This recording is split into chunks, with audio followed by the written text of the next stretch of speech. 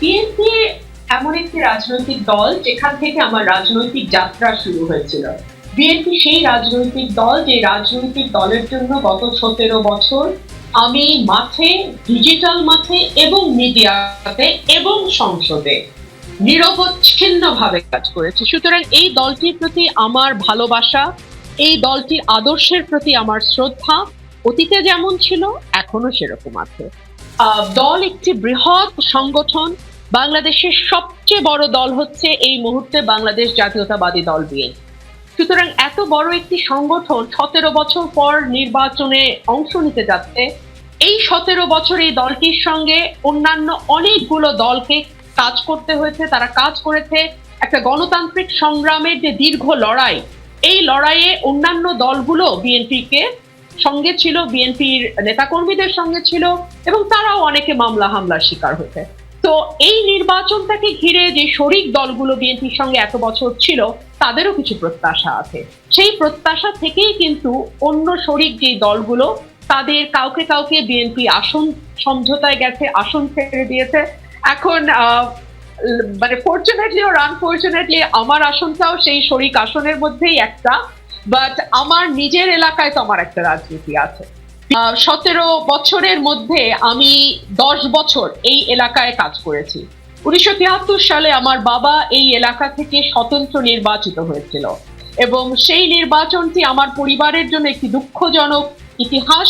আমার বাবা নির্বাচিত হওয়া সত্ত্বেও সেখান থেকে তাহেরউদ্দিন ঠাকুরকে পরের দিন বিজয়ী ঘোষণা করা হয়। আগের দিন বাবাকে বিজয়ী ঘোষণা করা হয় আনঅফিশিয়ালি এবং বেসরকারিভাবে, পরের দিন সরকারিভাবে তাহেরউদ্দিন ঠাকুরকে বিজয়ী ঘোষণা করে। তো এই আসনটির সাথে আসলে আমাদের পারিবারিক একটা ইমোশন ওতপ্রোতভাবে জড়িত।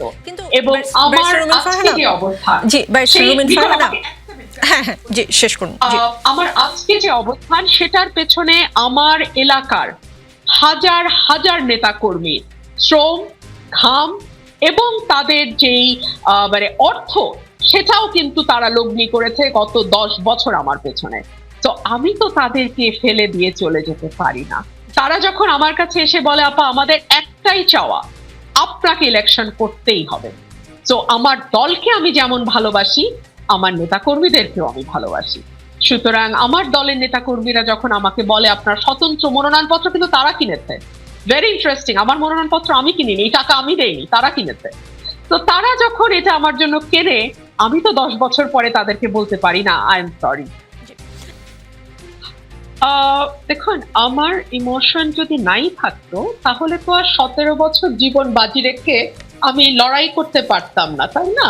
দেখুন আজকে আমার নেতাকর্মীরা একটা কথা বলে আমাকে, খুব রেগুলারলি একটা কথা আমি শুনি যে আমরা যখন খালে বিলে লুকায় থাকতাম আমরা আপনার কথাটা শুনতাম, যে আপনি আপা কি বলছে, আপনি বিএনপিটাকে ধরে রেখেছিলেন।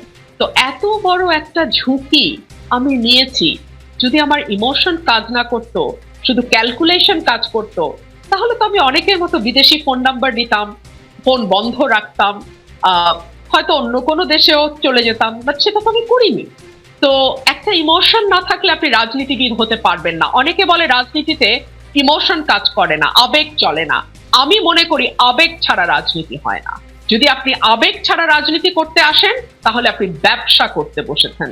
রাজনীতিটার আমার পরিবারে ব্যবসা না, আমার পরিবারে এটা ভালোবাসা, বিশ্বাস এবং আস্থার একটা নাম রাজনীতি।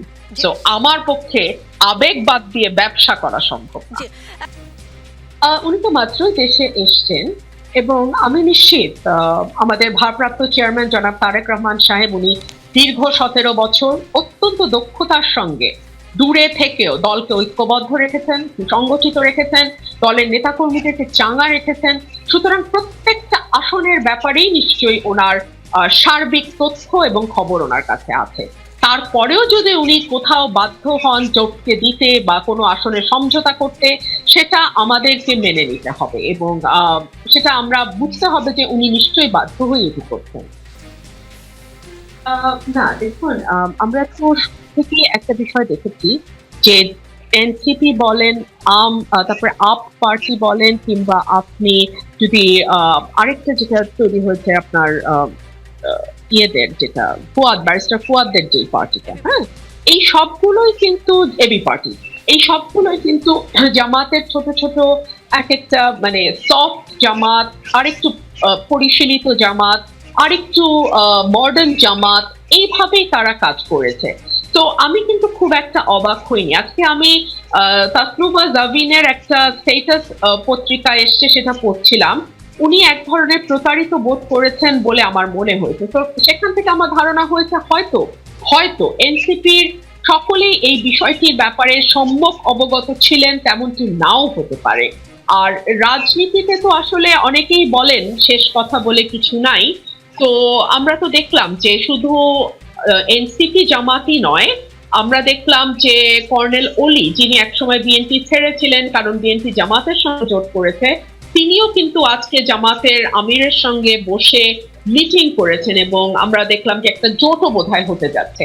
তো পলিটিক্সে আসলে সেই অর্থে শেষ কথা বলে কিছু হয়তো বা নাই। বাংলাদেশের আপামর জনসাধারণ এখন একটি নতুন দিনের প্রত্যাশা করে, যে বাংলাদেশে একটি গণতান্ত্রিক রাষ্ট্র ব্যবস্থা থাকবে, স্বাধীনভাবে মানুষ মতামত ব্যক্ত করতে পারবে এবং স্বাধীনভাবে সমাবেশ করতে পারবে, সব ধরনের সাংবিধানিক এবং মৌলিক অধিকার বজায় থাকবে, যেই বাংলাদেশে আর কখনো আইনের শাসন ব্যাহত হবে না, যে বাংলাদেশে আমাদের বিচার বিভাগ কুক্ষিগত করা হবে না, যেখানে জাতীয় সংসদ হবে মানুষের আশা আকাঙ্ক্ষার সমস্ত কিছু ব্যক্ত করার কেন্দ্রবিন্দু। এবং সেই বাংলাদেশের প্রত্যাশায় আমাদের তরুণ সমাজ, আমাদের ছাত্রছাত্রীরা, আমাদের সন্তানরা অকাতরে জীবন বিলিয়ে দিয়েছে।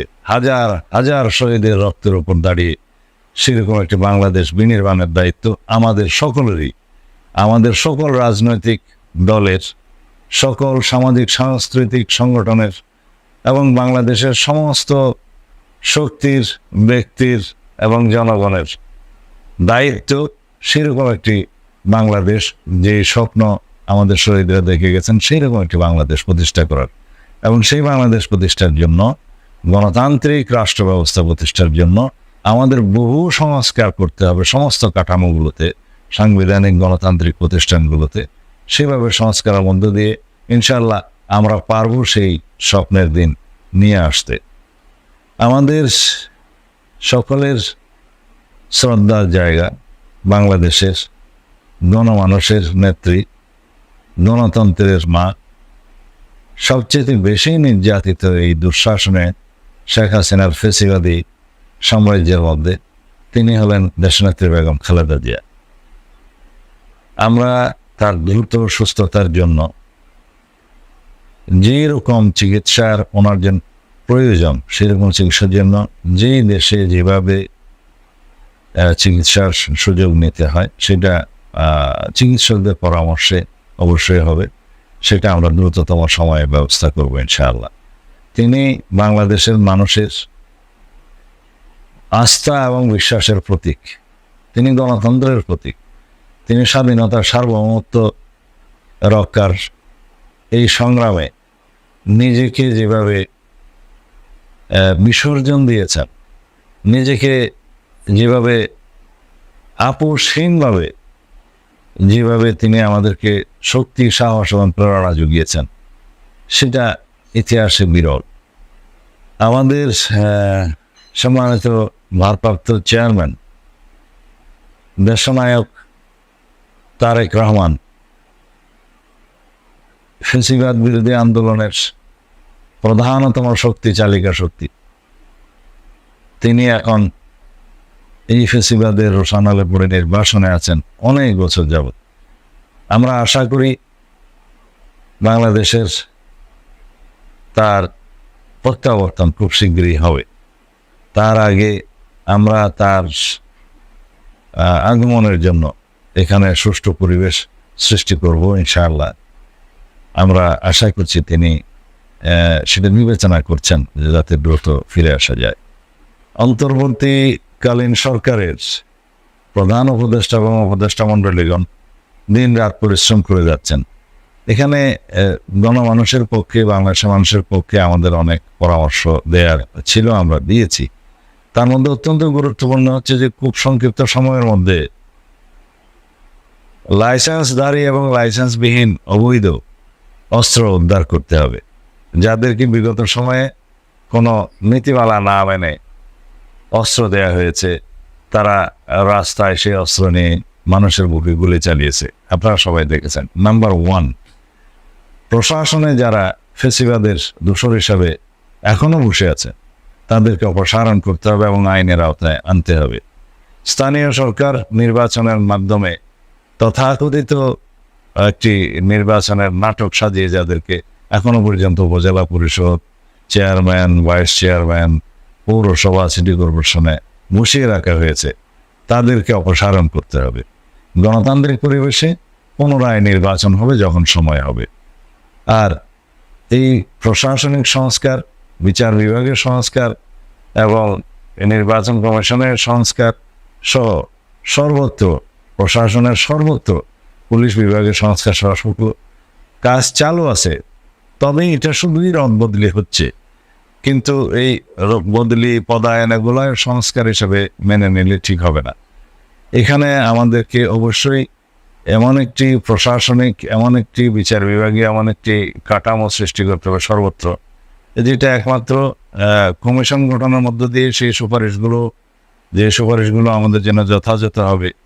যেমন বিচার বিভাগের সংস্কারের জন্য, প্রশাসনিক সংস্কারের জন্য, পুলিশ সংস্কারের জন্য, অন্যান্য বিভিন্ন জায়গায় সংস্কারের জন্য, দুদকের সংস্কারের জন্য একটি কমিশন বসিয়ে সেই কমিশনের মাধ্যমে রেকমেন্ডেশনস নিয়ে তার আলোকে এই রাষ্ট্রীয় প্রতিষ্ঠানগুলো সংস্কার করলে তাহলে করে সেই সুফলটা আমরা সামনে একটি সুষ্ঠু নির্বাচনের পরিবেশ এবং রাষ্ট্রের জন্য একটি সুষ্ঠু নির্বাচনের পরিবেশ সহ একটি গণতান্ত্রিক পরিবেশ আমরা সৃষ্টি করতে পারবো। কারণ ফেসিবাদের দোসররা বিগত 15-16 বছর যাবৎ সব জায়গায় তারা বসে আছেন। তাদেরকে বহাল রেখে, এখানে সংস্কার না রেখে বাংলাদেশে আমরা একটি গণতান্ত্রিক পরিবেশ কামনা করব, এটা কিন্তু সম্ভব হবে না। আমি মনে করি এগুলো মাননীয় প্রধান উপদেষ্টা এবং উপদেষ্টাগণ এটা সক্রিয় বিবেচনা করবেন এবং যথাশীঘ্র এগুলো বাস্তবায়নের জন্য ব্যবস্থা করবেন। তখনই আমরা একটা ফ্রি ফেয়ার ইলেকশনের জন্য একটা কন্ডাক্টিভ একটা অ্যাটমসফিয়ার আমরা ক্রিয়েট করতে পারবো। তা আশা করি এই বিষয়টা আমাদের